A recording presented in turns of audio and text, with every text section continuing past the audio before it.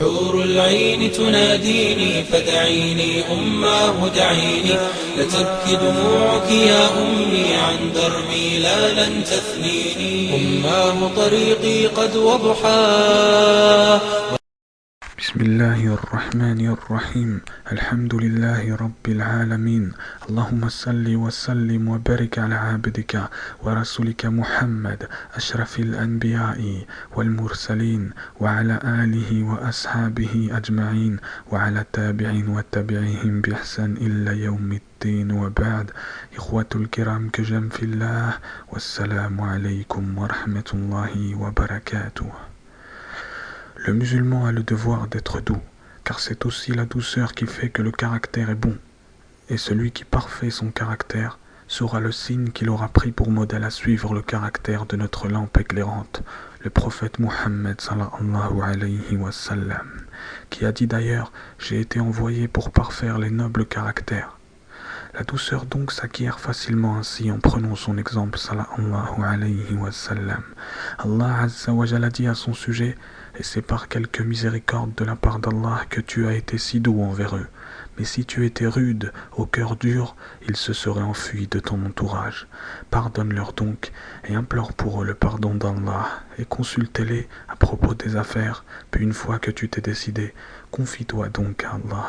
Allah aime en vérité ceux qui lui font confiance. » Le prophète alayhi salatu wa salam était doux avec son entourage, doux dans ses paroles, doux dans ses affaires.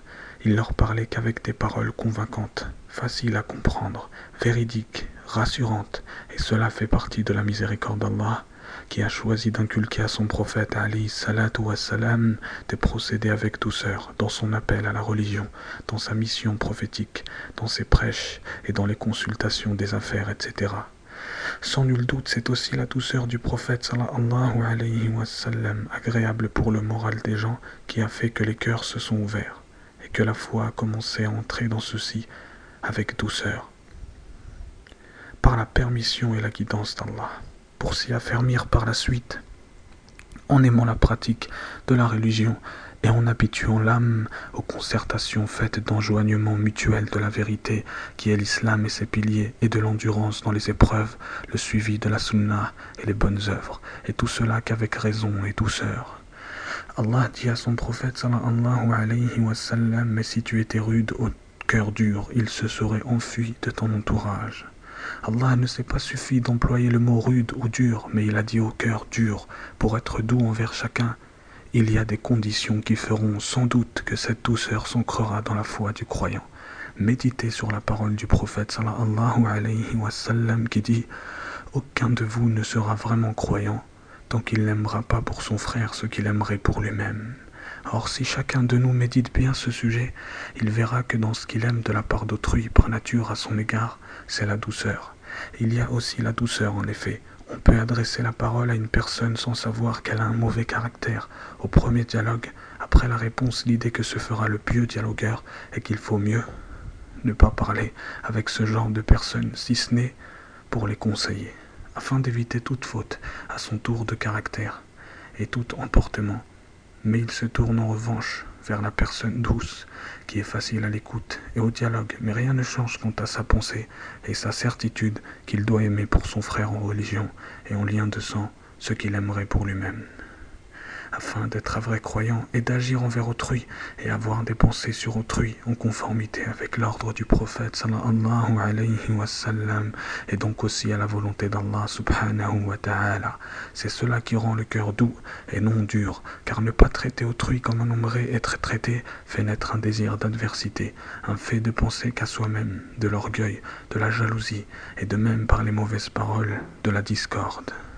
D'après Aïcha, la femme du prophète, la mère des croyants, radiyallahu anha, le prophète sallallahu alayhi wa sallam a dit « Ya Aïcha, Allah est doux et il aime la douceur. Il rétribue pour la douceur ce qu'il ne rétribue pas pour la violence et ce qu'il ne rétribue pas pour quoi que ce soit. » Rapporté par Muslim. Allah azza wa jalla dit « Allah est doux envers ses serviteurs.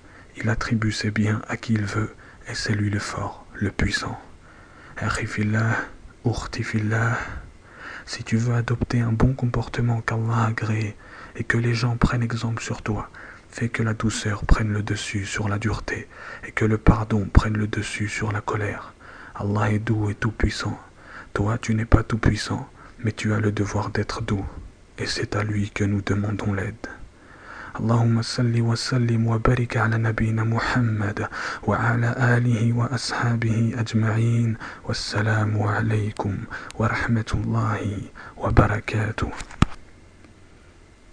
انصر عبادك انصر عبادك انصر عبادك يا ربي انصر عبادك وقنا نارك وقنا نارك وقنا نارك يا ربي وقنا نارك انصر عبادك